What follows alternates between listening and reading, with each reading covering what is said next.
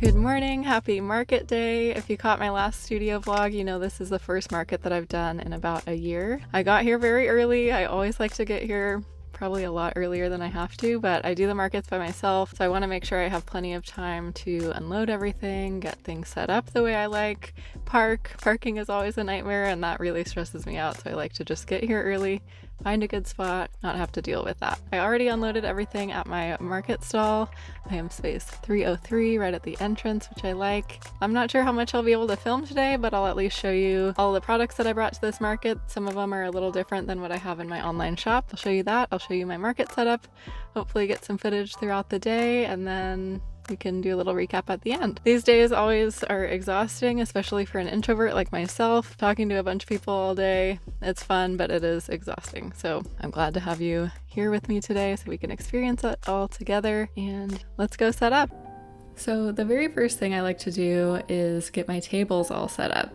So the overall space is 10 by 10, so it's not super big, but it does allow me space to put a couple tables and then my display rack for the tote bags as well. So I always start by making sure the tablecloths are good to go.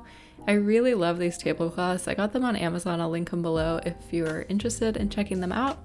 But I wanted something that was visually pleasing. I didn't just want to get a generic plastic cloth, but at the same time, I didn't want something that would be distracting. I have so many different products on my tables, so I wanted it to be nice and subtle, and I think this is perfect.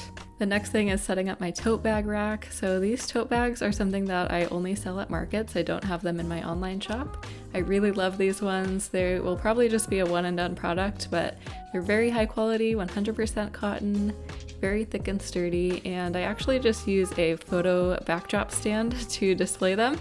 Normally that's worked out fine, but it was very windy on this day, so it kept tipping over, and about halfway through I had to just take it down and hang the tote bags off of my table.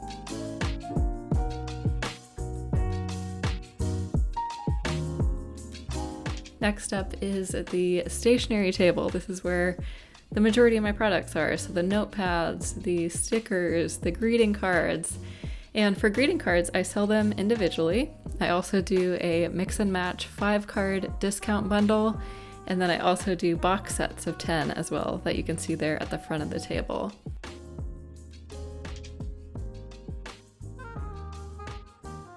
And for setting up the greeting card displays, you'll see me look at my phone quite a bit here. That's because I like to prep all of this in my studio beforehand and make sure I know which cards look best next to each other.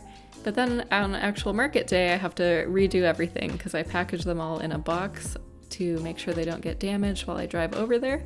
So it's a lot of looking at my reference photos and making sure everything is just how I wanted it.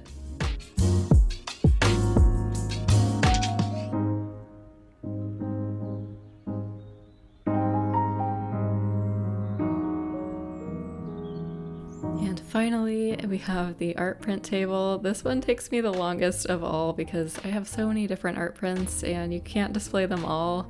So I have to kind of pick and choose how I want to display them. I also have a huge variety. So I have a couple of framed ones. I have matted prints, unmatted prints. I have some originals from my tropical collection that I brought with me to this market. And so it's just kind of a lot of testing things out, trying different displays.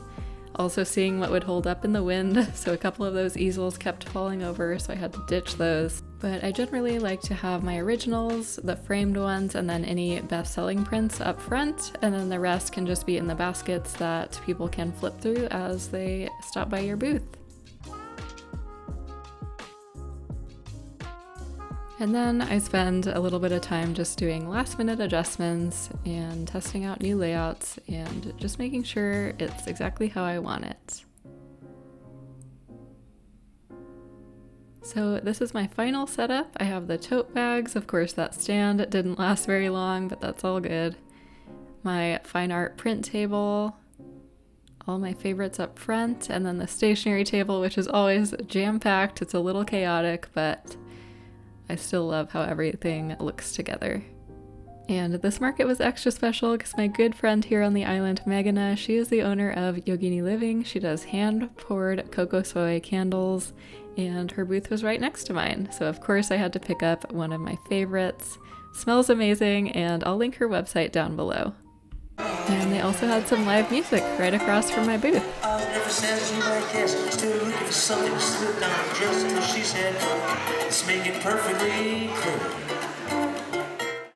Alright, we made it back home. It was a very long but very successful day. I just finished unloading everything. It always takes so long because I live on a very high floor in a very tall building. I have to take a bunch of trips up the elevator. It takes forever, but I got most of the stuff back into the studio, left a couple of the big boxes for my husband to bring up for me when he gets back from work. For the most part, everything is good to go. Like I mentioned, these days are very draining for me, so I feel exhausted by now. It was a very successful market. It was actually my most successful one to date, so that always feels good. Market days can sometimes feel a little hit or miss. I actually went to one market last year where I didn't even break even on my booth fee, so that was a very expensive market, to be fair. With all the time and energy and manual labor that goes into market days, it's pretty rough when they don't go well. So happy that today went well.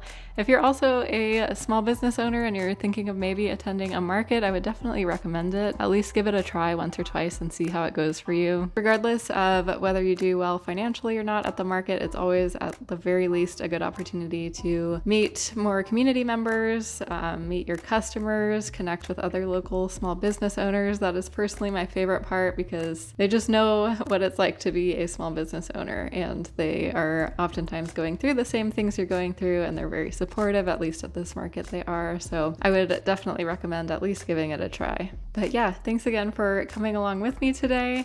I know this was kind of a little mini vlog, but still fun to be able to show you a little glimpse into what a market day looks like for me. I will be going to the same market again in a few weeks in December.